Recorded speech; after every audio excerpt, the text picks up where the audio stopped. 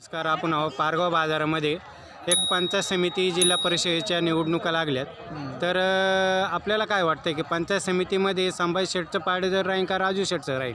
नाही आता संभाजी शेठ पाडू नाही, कारण जो संभाजी शेठ कसं आहे प्रत्येक म्हणजे माणसामध्ये येणार जाणार आहे आणि आमची गावामध्ये ना भरपूर त्यांनी कामं केलेली आहेत. त्यामुळे ना म्हणजे संभाजी शेठ आहे ना, संभाजी शेठ म्हणजे शिवर हे होणार व्यवस्थित येणार.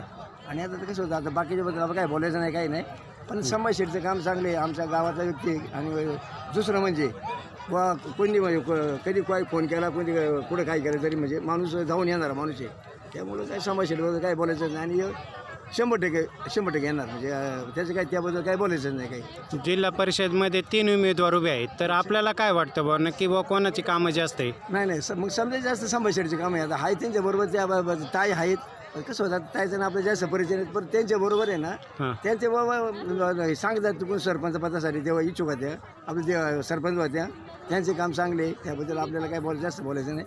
पण आपल्या गावातून संभाजी शेठचं काम एक नंबर आहे. आणि म्हणजे संभाजी शेठला पारगाव गावातून लीड भेटू शकतो? हो 100% पार म्हणजे जवळजवळ 99% लीड आहे ना, 99% लीड संभाजी शेठला मिळू शकतो.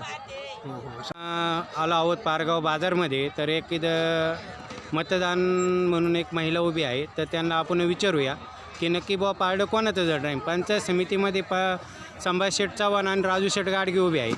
तर तुम्हाला काय वाटतं का पारगाव गावातून कोणाला मतदान जास्त होईल? नमस्कार, मी लता मुरलीधर चव्हाण. मी बोलते ती खरं होते.